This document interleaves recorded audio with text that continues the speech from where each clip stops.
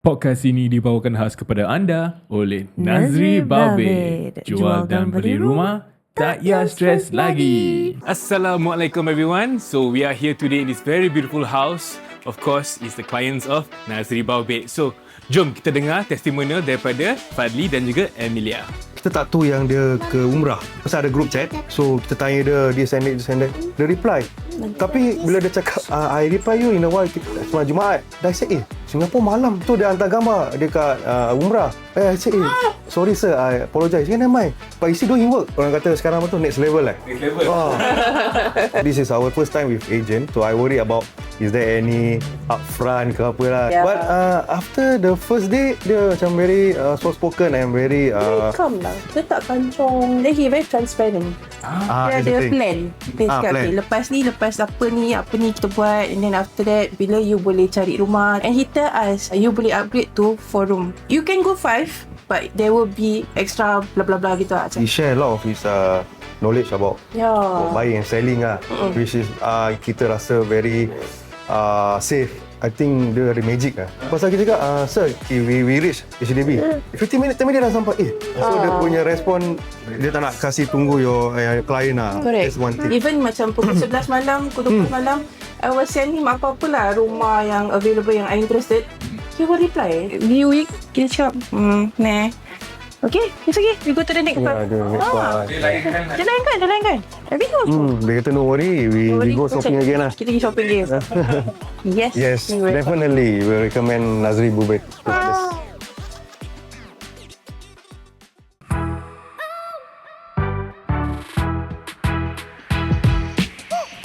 Hey, welcome back to another episode of Outside In with your host Yanto. In for all, you go to source for honest conversations about relationships and marriage. So if you are ready, let's go. Yes, hari ni kita kembali lagi bersama kita punya resident property explorer kita, NAZRI BAOBED. Alhamdulillah. Apa khabar Nazrul? Baik, Alhamdulillah guys. How about you all? Baik juga, Alhamdulillah. This past few weeks has been amazing. Masya Allah, tabarakallah. And of course, without further ado, korang kalau belum lagi follow NAZRI BAOBED di Instagram, di TikTok, sila follow dia sekarang, NAZRI_BAOBED. Pasal banyak-banyak sangat content, listings, information, semua ada kat sana. Dan insyaAllah juga for the next few months korang akan nampak a different side of NAZRI. Yang kita under outside in punya wing, korang akan nampak different side of NAZRI lah. InsyaAllah dalam plannings. Betul. Ya, dan at the same time pun, kalau korang malu nak DM, selalu DM tak malu lah. Kalau malu ke apa, korang nak WhatsApp terus for more instantaneous reply, boleh saja WhatsApp NAZRI di 9068-8244. Betul. Follow dia, okay? NAZRI_BAOBED. Yes, I mean, Alhamdulillah juga, I think last month NAZRI punya followers dah jejak 6,000 lebih. Alhamdulillah. So thank you insiders yang dah follow NAZRI. Yang belum follow, sila follow sekarang. Pasal support anda terhadap NAZRI pun juga menyupport kita jugalah. Betul. InsyaAllah. Baik, okay. So, kita nak share about something that we went through lah, or rather something that we learned the past weekend. Okay, kita pun nak share dengan Nazri jugalah. Kita kongsi Kongsi kisah. Yes. So, kalau korang nampak kita punya Instagram stories, for those of you who follows us, you would know that kita were the facilitators, one of the facilitators, two of the facilitators for an event which centers around caregivers. So the whole event was about caregivers also need care. You know, and it's for encouraging of the mental well-being of caregivers. Caregivers tu actually maksudnya siapa? The children that is taking care of macam Ada, elderly, is it? Yes, ada juga. So far kita tengok ramai, about 150 participants. So kita tengok rata-rata they are caring for their parents. Elderly parents. Whether it be macam ada penyakit ataupun because of aging. Ada yang taking care of their special needs punya anak-anak. So I think caregiving punya term ni is quite broad lah. Because one of the participants for my group was a family tau. Was a group of 3. Was a family of 3. So I asked her, so are you guys caregiving for your mother or your mother-in-law or anything like that? And then she said, oh no, we are caregivers for each other. Oh, wow. Yeah, so I thought that was beautiful. They attended the event as a family to learn more about caregiving For each other. for each other. Then I feel like it's also them preparing lah for the time comes yang bila dia nak kena take care of the mother or the mother-in-law. Yeah, so I feel like it's quite a broad term and it's really up to your interpretation lah. But most of them were caring for their elderly parents. I see. Yeah. In a way, the giving caregivers. Giving caregivers. Yes. So kita nak kongsi lah sikit apa yang kita belajar, right, as facilitators of this event. This event was a collaborative effort from the government, REACH, and also Haya Network Okay. by Ustazah Liana Musfira and her group of professionals lah, her team. Yeah. So maybe you can start with what you learned or what stood out to you from the event. I think for me personally, what aku went through, I think the main story that really terselah for me is basically this guy, umur dia 40 lebih. Then umur 40 lebih, dia pun ada wife, and then they are living in a 3-room flat. Then his brother is also living in a 3-room flat with his wife and 3 kids and 2 aging parents. Wah. Yeah, so about Seven people in a house. 3-room flat Yeah, 7 in a 3-room flat. And then yang buat aku rasa sedih was because the guy that was sharing his story, dia heart attack. He heart attack to a point when I ask him, what do you mean by heart attack lah? I say, so bila terjadi heart attack ni, dia kata, aku pergi tidur. Aku tidur, next thing I know, aku bangun, aku dah kat ICU. Oh, tak sadar. Yeah, that means he had a heart attack in his sleep. I think nasibnya orang jaga dia lah. So yang buat dia frustrated or rather yang buat dia macam sedih sekarang is that dia ada adik-beradik, yes. Adik-beradik dia tolong menjaga mak bapaknya, tapi because of the fact that dia sendiri memang dulu jaga juga, tolong jaga kan.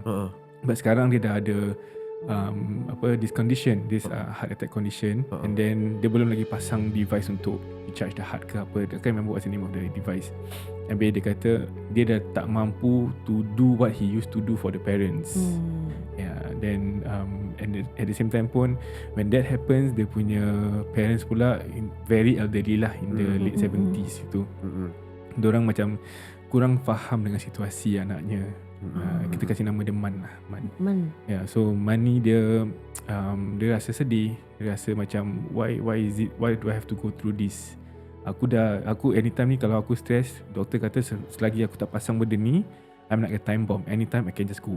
Wah. Yeah. Dia cakap tak dia sole breadwinner ke apa ke? I think aku tak ingat ada sole breadwinner ke tidak, but basically dia punya Siblings? Any siblings? dia ada 4 total, with him 4 lah. Okay. Tapi dia punya brother yang tolong jaga parents kat rumah diorang, both 3-room flat. And okay lah, in terms of the brother, the wife is the one yang tolong untuk masak for the parents and things like that. But because of the fact that ada budak-budak, ada adults, ada orang tua, each time diorang akan kena masak untuk budak-budak, masak untuk The adults, the husband and wife, masak untuk the elderly parents. Elderly parents ni dua-dua terminal sickness. Wah, terminal sih. Dia kata terminal lah. Terminal ke critical, tak ingat. And both of them baru discharge from hospital juga. Wah. So the care is very intense that they need to look for. Then the wife pun macam pressure lah pasal then kalau nak masak 3 different type of dishes, orang tu tak boleh makan ni, tak boleh makan tu. In terms of cost pun, the cost incurred is higher and things like that. So dorang, and then when Man was sharing their story, dia dah macam gini tu, ya Allah, ini aku I don't know what else to do. I myself, I don't know, anytime I can go. But who want to look after my parents? I know my brothers are looking after my parents, but as a son, I want to do more, but I cannot. I might die jika gitu. So bila dengar macam gini, ya Allah, aku kat sana as a facilitator, aku macam aku tak tahu macam mana nak tolong kau at the point in time. Macam kalau kita cakap tak boleh imagine kalau kita were in his situation, because kita boleh dikatakan alhamdulillah. Padahal kita masih upaya lagi. Masih upaya. Habis kita tengok orang lain, ada orang lagi in a difficult situation. more difficult situation than kita. Then kita pun macam We can only empathize at this point in time kan. I feel like this kind of events also gives this kind of caregivers a space macam, because literally everyone was a caregiver or pernah care for someone, so they all had that shared experience walaupun masing-masing lain situation but they all understood each other. That's why I feel like macam that guy macam I feel like alhamdulillah he was able to attend that event and also macam luahkan apa yang dekat dalam hati dia tu. And also listening to this story, it got me realizing macam okay, alhamdulillah kita masih sihat. Right, we are still able to care for our parents when the time comes. When the time comes, insyaAllah. But we also have caregivers atau anak-anak sendiri yang ada penyakit-penyakit sendiri. Imagine kalau you sendiri tak 100%, but then you feel this duty to still want to take care of your parents, right? I think Allah sajalah yang boleh balas your jasa kita lah. Jasa, yeah. But that being said, I feel what stood out for me the most was some of the topics that we discussed, right, is about filial piety.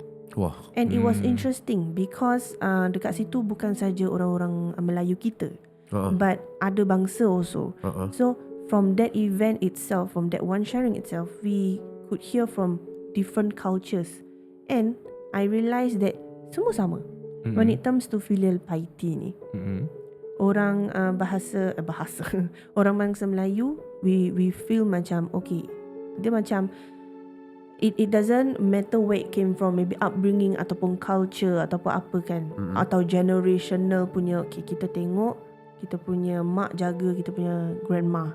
So when it comes to my mother, siapa lagi nak jaga? Of course lah I kena jaga kan. Yeah, but sometimes I just wonder macam where did this desire atau want need to look after our parents. Yeah. And most of them say it's because it's a generational thing lah, especially the Chinese. They will say it's a generational thing lah. If not us, then who want to take care? Like that kind of thing. They don't question it. Tau. And so that was what stood out to me. And also another topic might be a little controversial, but it was discussed during the group discussion also lah. So in a situation where kita are financially stable, kita in an ideal world kalau kita ada elderly parent kan, kalau boleh kita nak bagi diorang attention, kalau boleh financial kita stable, kalau boleh kita ada enough space in our house to cater, kita boleh masakkan diorang kan, this is the ideal situation. But what ada certain people who, most of us lah, don't have everything kan. Kita maybe kita ada masa tapi kita tak ada financial, ataupun kita ada financial tapi kita just tak boleh bagi masa, kita tak boleh bagi attention, terlalu sibuk to our elderly parents. So then came a discussion of one school of people saying that okay, I want to take care of my parents tapi aku busy dengan kerja, busy dengan family sendiri, tapi aku ada duit. So instead of aku ambil mak aku and then dekat rumah tu dia neglected, tak ada orang bagi dia attention, tak ada orang bagi dia the care that they need, might as well aku hantar dia to a place where aku tahu orang ada jaga dia kat situ, and dia ada activity yang dia boleh buat that can macam keep the mind constantly functioning. Nursing home tu senang kata. Nursing home, daycare, hantar pergi nursing home. So there are this school of people. On the other side, there are people who yang macam kalau that happens, kan, kalau diorang nampak macam kau hantar mak kau pergi nursing home, anak apa kau ni, kau tak nak jaga mak kau ke? Kena condemn that kind of thing. Pasal aku I feel that bila when it comes to, especially in terms of kita tengok cerita dulu ke apa hantar anak hantar nursing home. Mak dia menangis. Lepas tu dia, kau ni anak derhaka lah, tak kisah sama kau. Ni mak kau tau. Things like that. No, it is a real thing that happened. And probably even now in the elderly population pun orang ada that mindset yang daripada kau nak hantar aku pergi nursing home pun satu aku mati. Yeah. Betul-betul. Which I heard of some people saying that. And even to a point that bila kita, we talk about pahala lah bila kita menjaga mak bapak kita, whatever the situation is, of course that is pahala. Kalau kita memberikan peluang ini untuk orang lain jagakan, pahala dia falls on that other person. Kira kan kita rugi pahala lah. Yeah. But it will then be a controversial factor kalau seandainya maknya seorang kat rumah neglected, tak ada makanan, tak ada apa, bedridden and things like that. Habis teraniaya kan. In a way it's a very scary situation, because kalau let's say for example my arwah nenek dulu, she and the husband both of them stayed together in a house, tak ada care, no caregivers, nothing like that. And then she had dementia. Dia end up satu hari she went missing. People found her under the heavy rain, kepala dia hentak kat concrete sidewalk. And then she fell into a coma. And coma, then few weeks later dia meninggal. Pasal tak ada orang jaga. But would that have been avoided kalau kita hantar dia ke daily care ke ataupun nursing home ke, those are the things that people sometimes, kadang-kadang kita look at one side, we didn't see the other side. Ataupun I've also known of stories yang macam bukan the family tak buat effort, diorang mungkin dah cuba sedaya upaya. And I know of one actual case whereby this elderly who constantly asyik kena call Alpha Bravo ataupun ni. So you can imagine kalau on a day-to-day basis kita sebagai keluarga middle age, dan lepas tu kalau every day or every week, twice a week ke apa, Alpha Bravo every time have to call and convey your elderly to the hospital. And then macam gini lah. Also partly due to because budak-budak dah sekolah secondary, and then in the first half of the morning to the afternoon tak ada orang kat rumah kan. So after trying after this family have tried many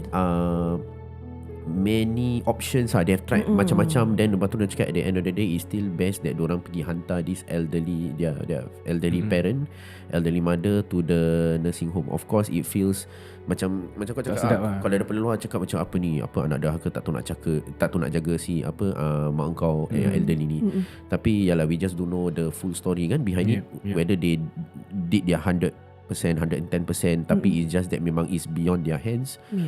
Kadang-kadang the best option ada juga yang dihantar pergi nursing home lah. I guess the derhaka part comes from the fact that kadang-kadang kalau kita, let's say kita dah hantar ke nursing home, tapi kita tak visit, berbulan-bulan tak visit, kita macam tak apalah, dia take care of, then that one definitely mestilah siapa tak kecil hati kan. Kau dah hantar aku rumah orang tua, habis kau tak jumpa aku. That one cannot lah. And also I remember one of the participants, they shared she was the only child, and then she is the caregiver, the primary caregiver of mak dia lah. But recently she said that she has been going through caregiver burnout. Caregiver burnout. Yes. Okay. So in terms dia yang nak kena buat everything lah in terms of makanan, mak dia nak kena jaga, medication nak kena jaga, arrangement bila dia nak pergi kerja, nak hantar mak dia pergi daycare macam mana. Lepas tu financial macam mana, dia nak ada husband dia juga nak kena jaga. So a lot of things, right? Banyak nak kena jaga Macam kalau kita ada siblings, at least this load kita boleh share. Kalau siblings work together lah. That's another issue betul. Tapi now sekarang dia the only child, so everything she has to handle alone. So eventually dia ada burnout lah. Dia ada burnout to the point yang dia consider to put mak dia dalam a nursing home. Okay. Just to help the situation a bit. But I'm sure dia akan visit and whatnot, kita husnuzon on. But then it got me thinking lah, this burnout ni. No. Before I go there, dia cakap, I considered this, but I talked to my mother first lah. I talked to my mother first, and she said she don't want. So then I took a few days to think about it. And then eventually I decided that I wanted to respect her wishes. Yalah. And she wanted to respect her mother punya wishes in terms of, you know, this certain elderly ada this thinking macam kalau aku nak mati pun I would rather mati in my own house. Yeah, one of my participants pun sama juga. She was full time. Dia kerja full time. Dia kerja full time, but because of her mom, dia ada siblings, but the siblings semua tinggal jauh. So she staying with the mother. Then because mak dia dah tak salah, I think bedridden ke apa, she actually left her job, full time job, so that she can be looking after the mother 100%. Tapi with that being said, income pun then she said lah, income then is affected now, financial also is affected now. But there are things that's being done. Maybe dia punya adik-beradik, tak salah adik-beradik dia sumbang duit lah. Yeah, because that was the only form of support yang diorang mampu bagi, which is monetary terms. Yeah, so 100% jaga mak dia. And that is a sacrifice that someone has to make. That, for example, your client, your participant, she couldn't leave her job. They end up burnout. This one pula, she left her job just to look after the mother. So macam-macam situation, but macam-macam. But yeah, I agree. And to add on top of that, when you are working, right? And for your participant, dia kena quit her job. Yeah, full-time job. For my participant, dia cakap, and it's hard when you don't have an understanding employer. Dia cakap macam, I think it's important for employers to really understand the well-being lah, the welfare of the punya employees. Because we understand lah, some employees macam MC sebab suka talking, macam KPI kan?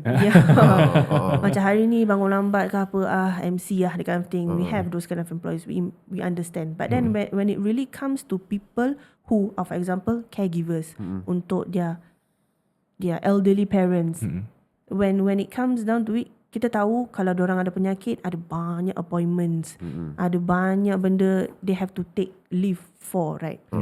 So parental leave lah apa. Yeah, so she said macam, it's very tough for me because I'm the only child and then I don't have an understanding employer lah. So it makes everything macam she feels pressure. Yeah. Dia macam dia perlukan kerja untuk duit untuk support the parents.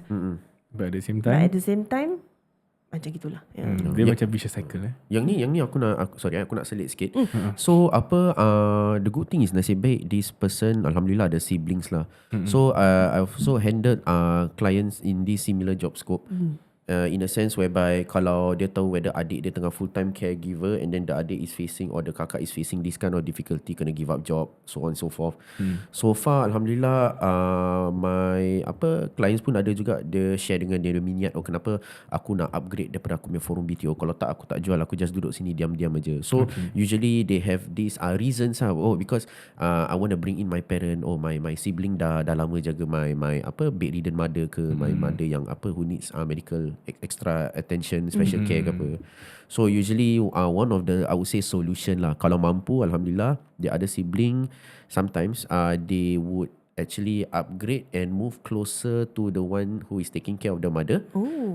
So for example, let's say whether kau punya family ramai ke, ada 2 budak 3 budak, so you need that 4th bedroom kan. So this is where sometimes they upgrade. Doesn't have to be executive, just 5 room pun cukup because the older 5 rooms kan is big enough to make a 4 bedrooms kan. Correct.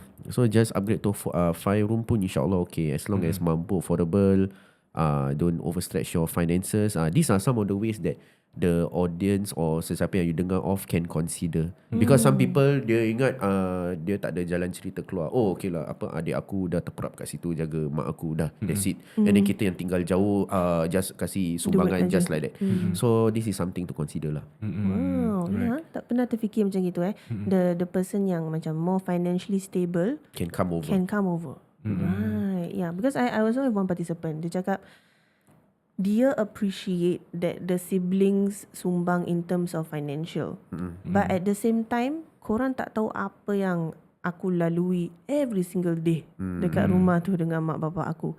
So sometimes even though diorang macam grateful lah, alhamdulillah, at least kau sumbang in terms of finance even though you cannot be here. But at the end of the day, the brunt of it atau the weight of taking care and being in the same house as your parents, your elderly parents, and you have to take care to, eventually will take a toll on you lah. Yeah. So I feel macam Nazri punya Solution or solution. solutions. Kalau lebih dekat kan, you can check in more. Either check in or you can be closer together with your sibling though. Tapi this time take over the duties. Alhamdulillah, aku paling respect sekali this kind of families yang nak upgrade not sesuka hati just because they ikut kawan dia upgrade ke apa for nothing. Tak ada. Dia upgrade because dia ada mission, which is dia nak create that 4th bedroom, dia nak full time jaga mak dia. Then kalau ada yang aku pun have handled cases before, ada yang I see that they have already big houses, executive. Then after that, let's say kita would put nursing home as really last resort lah. Kalau boleh personally pun aku memang tak suka lah. Tapi kalau let's say kalau kau dah ada 4 bilik rumah kau, kebetulan dah ada 4 bilik rumah kau besar, some people who is mampu go to the extent whereby they engage yang nurse datang rumah jaga Day nurse. Day nurse. Tu jagakan lah. I mean at the end of the day, semua orang will still balik at the same house, day nurse. Jadi budak-budak pergi sekolah, mak bapak pergi kerja pun tak terbiar kan, the elderly kan.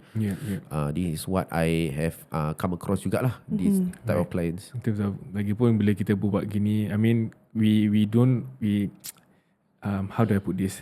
There are cases yang parents susah, things like that, and then they might not have a good relationship dengan their parents. So kadang-kadang diorang tak boleh terima kita punya opinions kita.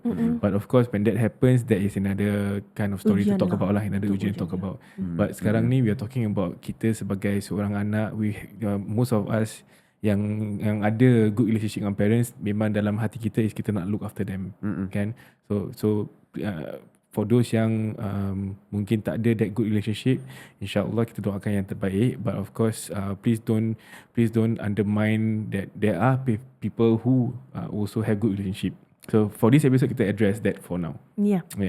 Okay, apa yang you cakap reminded me of something lah. It's the topic of the husband and wife having a conversation about, mungkin not sekarang, but maybe in the near future or the long future, yang eventually mak bapak kita akan makin tua, mungkin ada penyakit, sakit, then we have to take care of them, right? Even the statistics show by the year 2030, 1/4 of our population will be 65 and above. And then in the past decade, the number of Singaporeans aged 80 and above raised by 64.5%.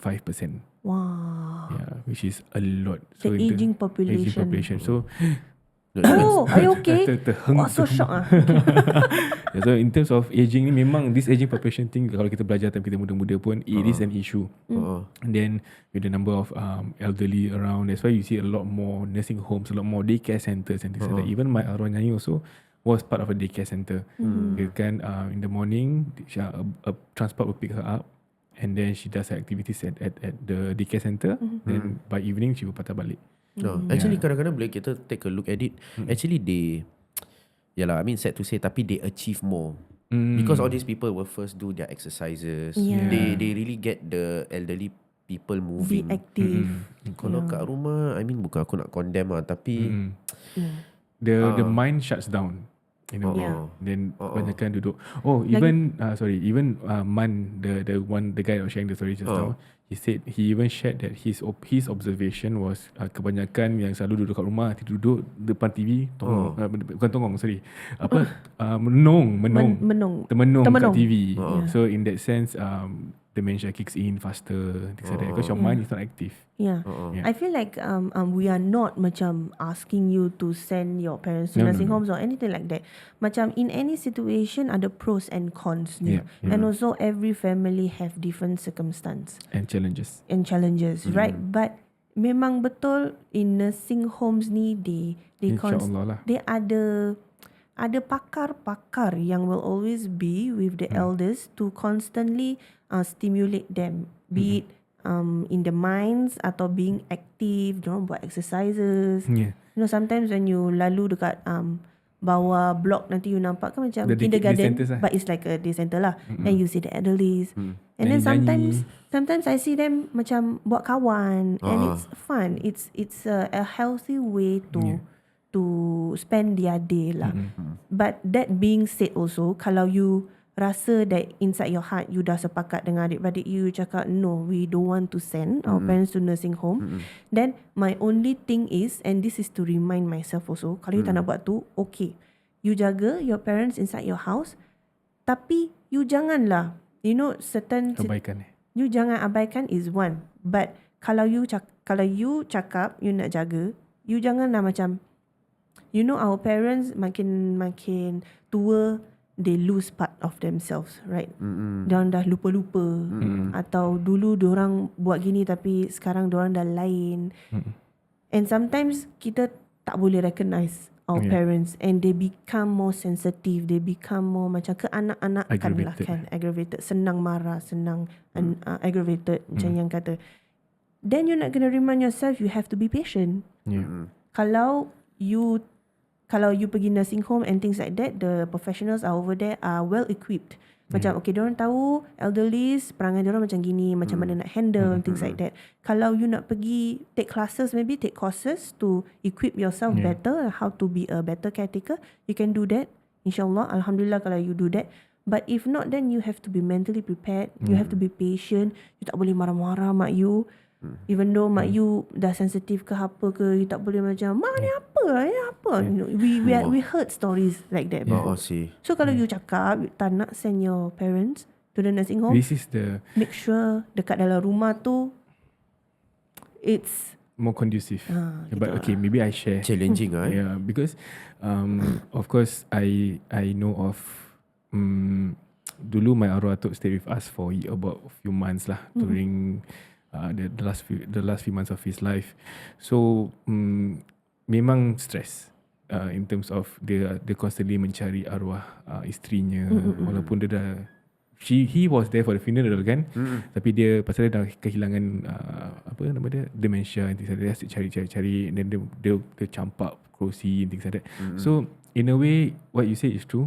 It was very stressful.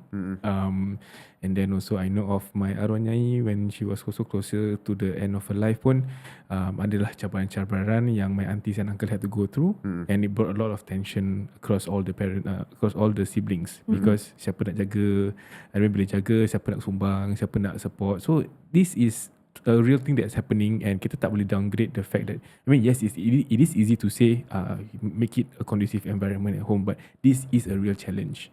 This is a real situation that we have to go through, and memang kalau kita dapat go through it, InsyaAllah ganjarannya lebih lah daripada Allah, InsyaAllah. But at the same time pun, it is a real situation. Kalau perlu bantuan ke apa, I know it's always like that you mentioned the caregiver burnout from your participant kan. It is important to always luahkan. It's important to always seek help, whether it be from friends ke from family members ke. The best is professional lah untuk bantu kita go through this situation kan. But at the same time pun we cannot avoid the fact that memang menjaga parents yang elderly ni akan memberikan cabaran kepada kita.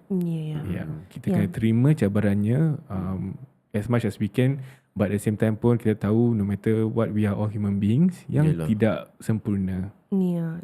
Like whatever I said just now is a reminder to myself also lah. To the ideal situation lah, kalau kita boleh sabar, and whatever cabaran ataupun mak kita marah-marah kita sekalipun, kita are able to stay patient, right? But I understand it's challenging, because I've also witnessed my mother caretaking for my late grandmother lah, and it's not easy. And there are certain nights that dia nangis, mungkin kita pun tak tahu kan, sebab dia yang she is the primary caregiver at that point of time.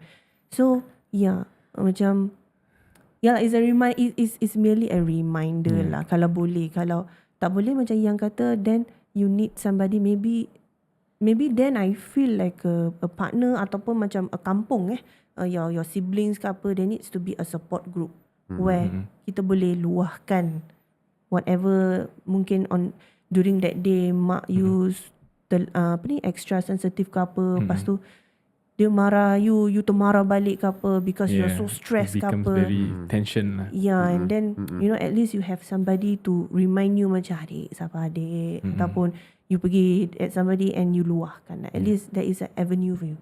I mean, I pun nak tanya juga kalau let's say during your seminar, did any of macam kalau kita cakap aku jaga parents aku, okay lah, I know it's my parents, so I can bersabar with my own parent lah. Tapi did your seminar pun ada the spouses also share their challenges when taking care of dorang punya in-laws?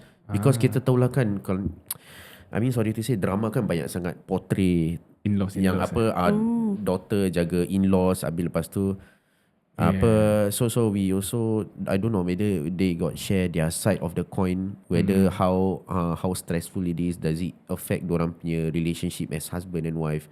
Ada sampai cakap apa, aku ni kau punya maid ke, jaga kau punya mak full time, that kind of thing. Macam mana ada tak they share that kind of? Yang Man ada. He shared yang his brother punya wife yang kena jaga. Yeah, so the wife faced the burnout lah. Dia rasa, he actually said similar things about aku ni kat rumah ni apa, tukang masak korang apa, you know, after a while. Yeah, then but of course it became, probably all this is pasal the pent up frustration lah. Pasal mungkin ada keselisihan faham, ataupun orang dia dah penat sangat kerja ke, ataupun dia have to keep cooking, and then we all know like what I mentioned earlier on, bila kita punya elderly parents ataupun our elderlies, bila dah certain age, diorang dah, because they are more aggressive, more cepat marah because they are constantly confused. Pasal dah dementia kan. So dementia ni diorang dah lupa, kadang-kadang lupa siapa dek ni, lupa anak dia siapa, this and that. So when that happens, they are trying to fix things in their head. So they are in a constant state of confusion. Why I say that? Because my arwah tu was like that. Dia confused macam mana mak dia, I'm the cucu, but dia tengok aku and he said that mana mak kau. And at that point in time I know he was referring to my nenek, my arwah nenek. But he don't even know who I am. Don't recognize you. Yeah, so dia dah tak kenal siapa, who am I. So they are constantly going to be that. And then with the need to be patient with them. Then kalau lah kita ni constantly kena serve our in-laws ke, our parents ke, you are constantly doing this, doing that. Tapi at the same time selalu dimarah. So it became a super tense situation for everyone in the house. Tak semestinya, okay lah, I mean of course, as lagi kalau kita talk about in-laws lagi the tendency for husband and wife to, ini kan mak kau. You know, the kind of thing. Ini, this one your mother, you know. Or this one your father, you know. Yeah, but of course dalam Islam kalau kita dah kahwin, diorang pun jadi mak bapak kita. But the natural reaction for husband and wife is kadang-kadang say, mak you apa? Mak you apa? That natural nak ingatkan balik. But at the same time pun memang tanggungjawab dia falls on both lah. Sebab diorang adalah mak kita sekarang. Walaupun in-law, but bila kita like even I think if I remember correctly, kalau kita cerai pun the mother-in-law is still gonna be your mother. Something along those lines if I remember correctly. Correct me if I'm wrong, any asatizahs out there. Yeah, for Nazri ni, I'm sure you've met a lot of clients before, right?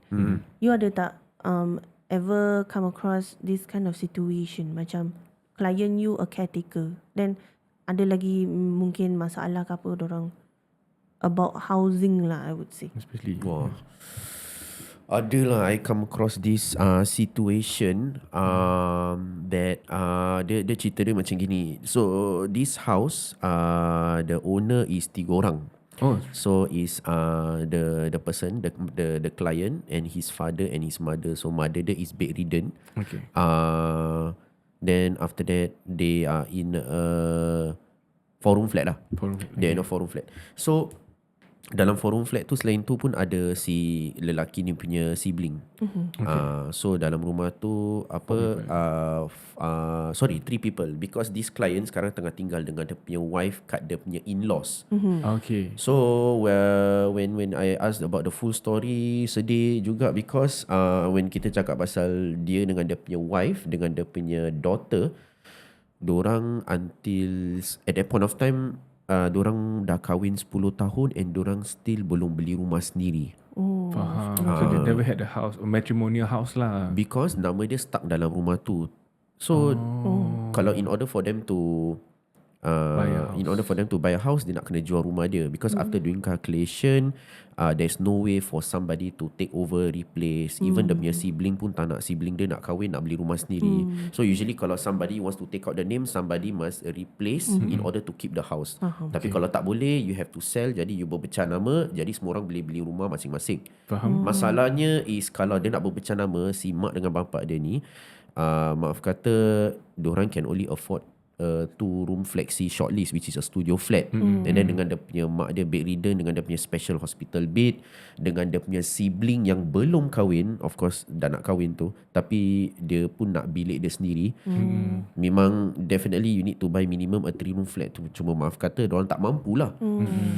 So pendek kata, after I berbual panjang lebar ni, pendek kata ni, yang kesian juga ni is kepada dia punya wife of this client yang dah kahwin lama 10 tahun, dah ada anak that is going to primary 1, tapi still belum beli rumah sendiri, to the point whereby the wife sendiri cakap, because kita semua kat dalam hall kita semua sama-sama tengah duduk, dia cakap then you want me to wait until when? For their own privacy. For their own privacy, for their own house. Can you imagine kalau dia terperap kat rumah in-laws dia for I don't know 10 years ke more than that. Then I mean, walaupun as a daughter-in-law, kalau kau dah tinggal kat rumah aku dengan rumah parents aku, tapi takkan 10 tahun kita nak terperap kat rumah mak kita kan. Right. So habis bapak dia, si bapak lelaki ni pula, dia tak nak jual because tak mampu. Dia selagi tak boleh beli 3 bilik, dia tak akan jual rumah 4 bilik tu. So kesian jugalah si lelaki ni yang tengah sandwich in between. Pasal wife dia tengah cakap, aku bila nak beli rumah, kita 10 tahun dah kahwin, lebih daripada 10 tahun still tak ada rumah Sampai sendiri. bila? Habis mak dia ni, lepas tu dia cakap, alamak, ni kalau aku jual rumah habis tak cukup besar, jadi si adik lelaki aku ni tak ada bilik sendiri. So based on my story, mesti ada orang ada macam-macam opinion lah, cakap kenapa lelaki tu tak just pergi rumah. Definitely people say lelaki tu bujang, mesti dia boleh handle sendiri pasal dia dah besar. But of course, who are we to judge kan? Kalau si lelaki ni, this client, dia pun have the sense of duty to make sure that dia punya adik lelaki ni pun ada bilik sendiri, to make sure he's comfortable. Right. So kesian lah. Boleh tak aku tanya, in terms of yang tadi kau mention 3 nama kan, so if the client removes his name, someone have to take over his share. That means duit CPF dia akan patah balik kepada dia. And then lepas tu somebody has to repay back his CPF funds. And usually we have to use siblings lah. Tapi in this case, the sibling knows kalau dia pergi masukkan nama dia, nanti dia stuck lah macam abang dia nanti. Dia will be stuck macam abang dia. And then sama juga kalau dia nak kahwin, and dia dah nak kahwin, nanti kalau dia dengan future wife dia nak beli rumah sendiri, then tak boleh. Habis sekali kalau bapak dia pun tak nak jual, the same problem comes back kan. Habis takkan dia dengan dia punya future wife nak kena start balik the problem what his brother face. Right. Then in a way, bila if the brother puts in the name, MOP kena fire MOP juga. Tak ada. Usually dia just ikut IRAS punya seller stamp duty, dia punya period of holding aja. Because kalau rumah tu selagi dah MOP, dia dah MOP. Cuma once ada transfer of flat ownership, dia ikut dia punya holding period aja. Okay. Wow. So pendek kata, Macam mana ayah? Apa kesimpulan dia? Apa kesimpulan dia at this story? I let them to decide, because my recommendation was for them, you can I recommended them that maybe once the brother dah kahwin, cepat-cepat pergi beli rumah. Then after that, we can focus on the mother and father to quickly also buy a 2-room studio flexi, the 2 of them. Then kau finally boleh beli rumah dengan kau punya wife lah, and your daughter kan, the 3 of them.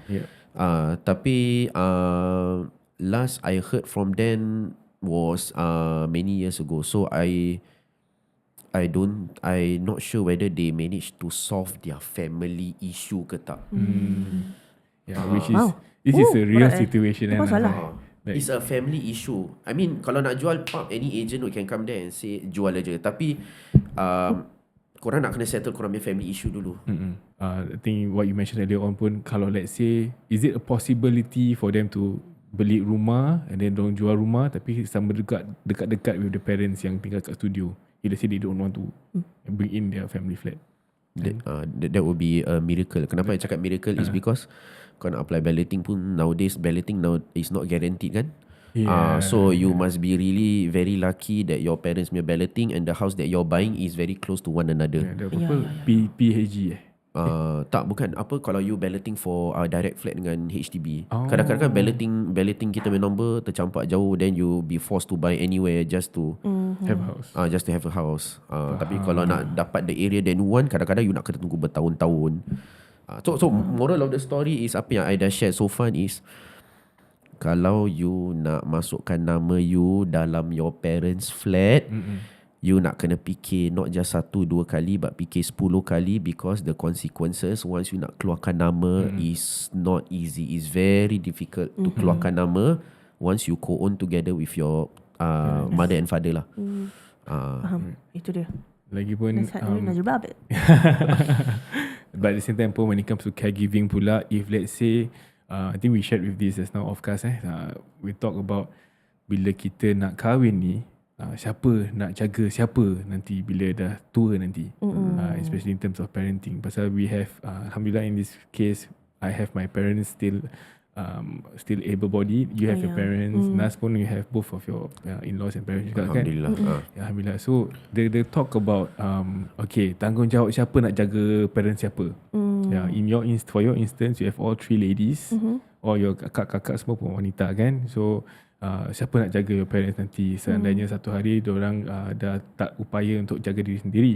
And for me pula, they always say lelaki selalu is the main first tanggungjawab untuk jaga mak. Yeah, so we haven't really had that conversation. We had a bit. You're the only only son. Okay. Yeah, so I have 2 younger sisters. Eldest son, only son. Okay. So I feel like it's a reflection lah for us also. And maybe macam I cakap, kalau boleh in a ideal situation, sebelum kahwin you dah discuss pasal ni. Kalau you tahu that okay, tengah tunang tu nak ikat, everything seems okay, you are sure you're going to marry this person, I think this kind of conversation you can start having. Then Sikit-sikit dulu. Macam jangan sampai dah kahwin terus terkejut-terkejut lah, macam you nak you tak bilang pun, you know that kind of thing. So just tell macam okay, maybe in a situation where mak you dah macam start sakit, you belum kahwin, then you have to kind of bilang your partner lah, macam okay, there is a possibility that maybe we have to take care of my mother because my abang or adik or whatever is like this, right? It's a conversation to have, and it's extremely important to have it in a marriage lah. Kalau you dah kahwin, maybe kalau boleh this kind of conversation you start early lah. Tapi untuk kita mungkin it's a reflection for us to visit this topic also. Boleh tak aku tanya dengan Nas for yourself in terms of one day caregiving, how prepared are you in terms of being a caregiver? So pernah actually kita dah bual macam on and off. On and off. So macam mana kalau we start with me lah. Kalau let's say kalau my parents sakit, because I'm the only son. So sama juga So aku bilang my wife this discussion memang clear cut. I have to lah. I have to take care of my parents lah. So my wife pun alhamdulillah very understanding. Dia cakap why not we get a bigger house in case kalau our parents nak kena stay over one of them ke apa kan. Because rumah aku cuma ada 2 bilik tidur je. Then my wife has been approaching the subject lah to get a bigger house. So alhamdulillah that part of understanding dah ada kat situ. That one very important lah. Then for my wife pula, because my in-laws are orang Melaka, tinggal kat sana. Which we visited one of the episodes. Kalau kau nampak. Best best. So the concern is macam mana kita nak tarik dorang. Is it kita tarik dorang datang sini, or kita pergi sana. Habis lepas tu aku kat sini Singapore nak kerja macam mana kan. Takkan aku nak suruh wife aku dengan budak-budak pergi sana, habis budak-budak sekolah mana. That kind of conversation question. So if you ask me my opinion, my own proposal would be, I would ask them, it would be better to stay closer. Tapi nasib baik dia ada anak-anak lain kat JB. So tak terlalu jauh, cuma setakat across the causeway, across the bridge. Tapi at the same time reachable lah. This is one of the so-called best solution for my in-laws lah. This is what I think lah. Okay. Maybe I have a question for you both lah. Dia suka kasih kita soalan macam gini. Aku seram tau. I just want to know your opinions. Atau Okay, bila you okay. dengar cerita ni, apa you rasa, right? Okay. Go ahead. So I have someone ni yang dia bilang I lah. Dia bilang I that tadi kan kita dah berbual pasal nursing home and filial piety, our duty as children to take care of our parents and everything, right? Yeah. But what if the situation turns into mak dia yang cakap, hantar je lah mama pergi nursing home. Oh, besan The dia. parent wants to go to the nursing home. Oh, sorry. Yeah. The parent. The own yeah. parent nak cakap tak apa saya. Oh, dia nak sendiri lagi. Okay. Mak dia sendiri cakap, tak payahlah, just hantar mama pergi nursing home aja. Wah.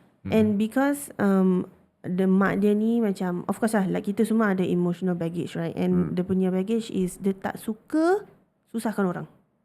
Even the kids. Yes, so dia tak nak susahkan anak-anak dia. And dia tahu anak-anak dia semua busy dengan family masing-masing. Right. So as a daughter or as a son, when you hear your parents say that hantar je mama pergi nursing home, knowing or growing up around the fact that macam Nursing home is a taboo. nursing home kalau kau hantar mak kau tu kau anak derhaka and things like that, right? And then you dengar daripada mulut mak you sendiri cakap macam gini kan. What would you Apa feel? you rasa sebagai seorang anak? Wah. Yeah. First thing I rasa macam sedih lah because kita punya syurga kat situ, kita punya kesayangan kan. Then lepas tu second question will comes to be, alamak, does she see me in a way whereby I tak capable ke? Tak layak jaga. Am I not capable to jaga you ke? So sedih lah in these two questions lah. Yeah. And then sebagai anak pun you tak sampai hati kan. Nak macam okay lah mak, hantar you pergi nursing home lah. Like you tak sampai hati kan. You tengok mak you macam gitu. Right. What about you? For me, if my mum were to tell me that, of course, kalau mak nak, kita kasih lah gitu. Pasal, But you will visit lah. yeah, Things like that. I mean, okay, first and foremost, my relationship with my mum is different. So, whether or not sakit ke tak, my hati to send my parents to nursing home memang sedih lah. Bedik kalau kata tak sedih. But at the same time pun, if you were to give me that option, if she's agreeable on giving me that option, then of course I wouldn't send her for a full-time nursing home. Probably at that one point in time, she would already probably be living with me. Probably. I don't know whether I had this conversation with you, but yeah, I'm telling you this now. But if my mother not capable, she's going to be staying with me. Maybe. Kat sini juga dia bilang. Okay. Maybe lah. Most likely that would probably be the situation when the time comes. But at the same time pun kita tahu kita ni walaupun kita bekerja as a podcaster ke content creator ke, we know we won't be at home most of the time. But lain lah kalau kita selalu kat rumah, then okay, tak payah. I say, no worry, I can look after you. But seandainya she feels that she can get more interaction with people outside, with we get more mental activities, more physical activities di luar di nursing home ni, boleh, but tidur di rumah saya. Yeah, that would be my solution if she ever say send me to nursing home, because I do not want her to be sleeping on a hospital bed or in the what, I can't remember what is the situation like kalau orang di nursing home. Kata bujang Kata bujang. Yeah, but I just cannot have the idea of her sleeping in a foreign place that is not a home. Yeah, and it is menyedihkan for me to even picture that in my head because when my mom or my dad is in the hospital, walaupun no matter what, whenever I used to visit them, time diorang kat hospital, it's very hard for me to leave the hospital room because I cannot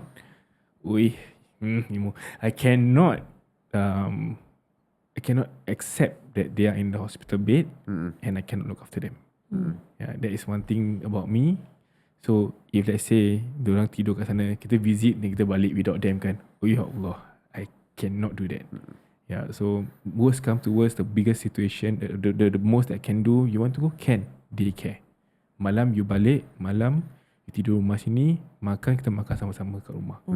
Yeah, For me also, tadi bila Nazri kata like one of the first thoughts yang come up, right, kalau mak you cakap hantar je mama pergi nursing home is my mother ni fikir I tak capable ke. Macam for me for me, one of the first few thoughts kan, and I don't know why. Just recently I have been in a very reflective mode. Ya Allah.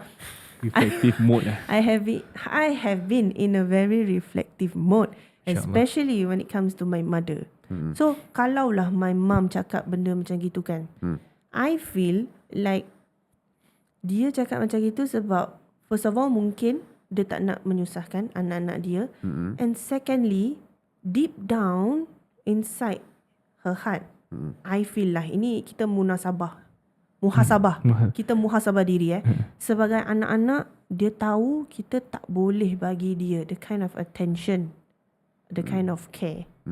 Macam daripada aku duduk rumah kau sibuk kerja, kau tak layan aku, kau tinggalkan aku, lebih daripada aku sakit hati, lebih baik aku duduk dekat nursing home. You know, that ada kind kawan-kawan. Orang tua selalu cakap gitu, at least ada kawan-kawan. Don't cakap itu. Even my arwah nyai also, yang when she went for daycare, she said that she don't call it daycare, dia pergi sekolah. She always come home with drawing. Then there was some time she made apa nama dia, plushie. Things like that. So and she loves going there. Kawan nanti the last few moments, last few conversations that I had with her, when dia kata ni banyak kawan nyai dah tak ada. Janganlah ni. But that was then lah. Then it gives them, it makes them feel active. Kadang-kadang dari perkara kat rumah mungkin we don't have that capability. I would agree lah. Mungkin kita busy sangat ke, kita macam complacent sikit ke when it comes to menjaga ibu bapa kita kat rumah kan. Because I give it to the caregivers lah. It's a lot of work. It's tough. It's challenging. I cannot imagine. I cannot imagine. You have to take care of your macam your mother, and then maybe you dah kahwin, you dah ada anak, you nak kena handle tu juga. As husband and wife, you have to make decisions together, sacrifices together. So I do not undermine the stresses, the pressure, the emotional turmoil that happens for caregivers. Kita tak ada anak, nanti kita tu siapa jaga kita? Janganlah. InsyaAllah kalau ada satu hari nanti. We jaga each other. Okay, maybe as a penutup, I just want to share something lah that I saw during the seminar at the event.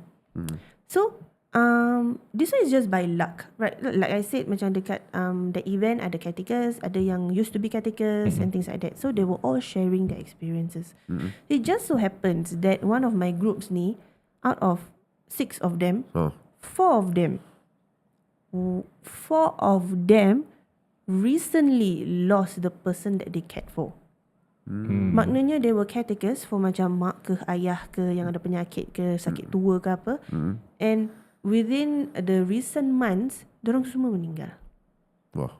So it was a different experience or a different perspective bila I berbual dengan orang.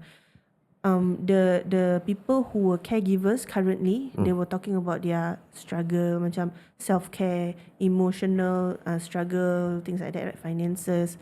But for these 4 people, they were talking about grief. Yeah, the conversation was centered around grief, in a way that one of them cakap, I don't know what I'm doing here. This is my first time talking about this ever since my late father passed away. She was there to share her experience as a caregiver. Dia macam, I have been in a daze so far. I don't even know how I ended up like in this event. But here I am, and they're sharing this for the first time, and then she cried. Then it was nice also, all the caregivers yang 4 ni, they gave advice and encouragement to each other. And also to the people who are currently caregivers. And one of them, very young, very mature for her age. She said, I don't have any advice to give, but maybe speaking from my experience, I would say that you can remind yourself and take comfort in the fact that you dah done everything. Out of all the siblings, or out of all the people yang boleh jaga mak bapak you were the one who took care of them. So just take in the comfort that you were there until the end. with them, doing whatever that you can. So just take comfort in that. And then another person said, right, sebab dia ada siblings juga. So she said, I was with my late father every single day.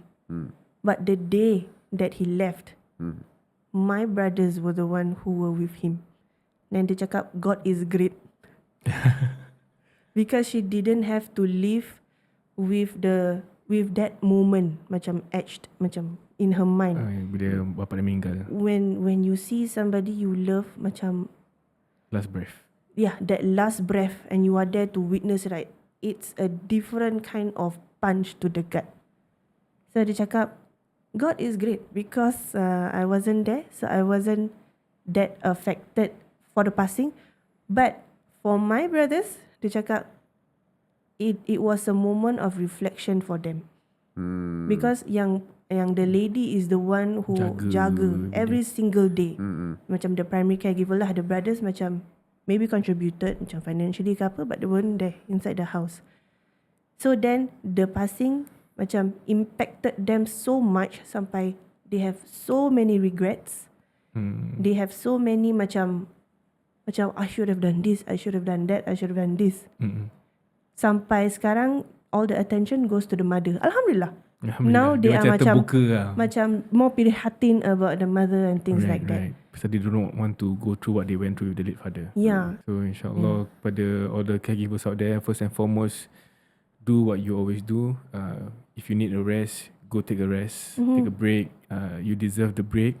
At the same time also, your health is also very important. Mental health is also very important when you're a caregiver. And for us, the three of us here at this table also, one day most likely kita pun akan menjadi caregivers. Hopefully this kita tak tahu. for those of you out there also, mungkin satu hari pun akan jadi caregivers juga. Hopefully this episode serves as a reminder untuk kita to constantly be prepared.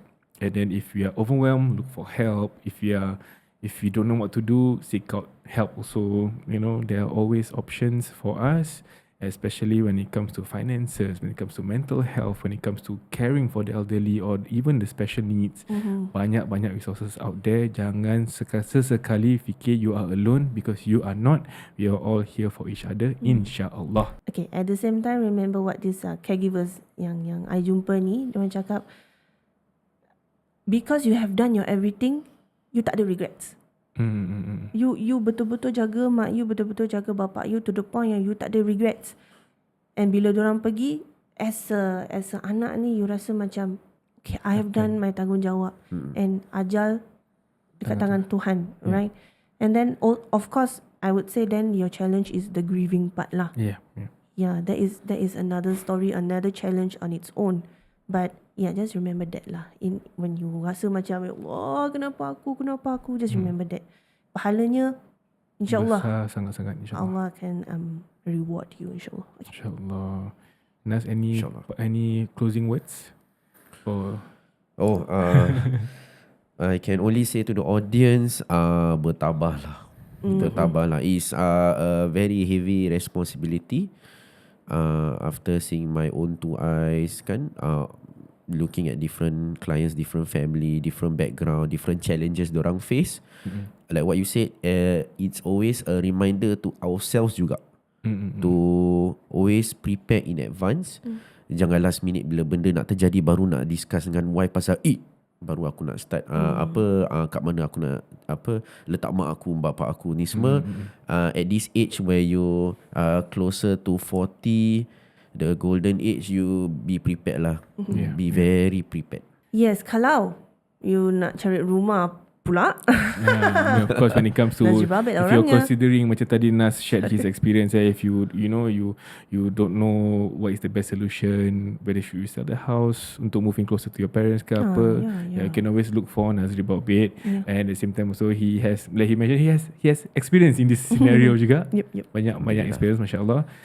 Bolehlah contact dia di 90688244. Kalau malu nak WhatsApp, boleh call. Itu balik But yeah, drop me my WhatsApp ataupun boleh DM dari NAZRI_BAOBED and on Instagram dan juga di TikTok. Look out for all of his episodes. At the same time also, kalau korang tengok kita punya episode yang under Nazri Baobed, kalau korang skip dia punya ad segments, korang rugi. Korang rugi sangat-sangat pasal ada testimonial, ada acting sikit. Tapi banyak-banyak sangat golden nuggets yang Nazri sudah memberi. So don't skip. Mana tahu if you might not need it now, you might need it for someone else might need it. You can share that with someone else also. I think you guys insiders, you support us, right? We put in quite a bit of effort lah in all the ads for NAZRI BAOBED, insyaAllah. So jangan skip lah, insyaAllah. Ada yang you boleh belajar ataupun it's entertaining ke apa. Ada something yang you know will make you want to watch. So Farah director tau for the ad segment. Director, producer segalanya. Aku actor je. thank you, Nas. Thank you, for being Nazri, here for this today. episode juga. I think we Alhamdulillah. shared a lot. Hopefully this is beneficial for everyone. Bolehlah kalau you rasa sama-sama siapa-siapa yang caregivers juga, maybe you might want to share this episode with them. Kalau ada tersilap bahasa, terkasar bahasa, tersalah kata, apa-apa yang tersalah ke, tersinggung Minta pasal maaf, kita, minta maaf. We want to come from this episode with a niat yang baik, insyaAllah. And also kalau ada you guys want to share your caregiving stories kepada kita, you know, as a PS guest, bolehlah QR code kat muka saya lagi. Pap. Okay. Itu dia. Okay. QR code ke ataupun DM kita boleh juga, insyaAllah. InsyaAllah. Okay, that's all we have for you today. InsyaAllah we will meet you in the next episode. Jangan lupa nak jual atau beli rumah. Salah deadline. Okay, I cakap. Jual dan beli rumah, Tak payah stres lagi.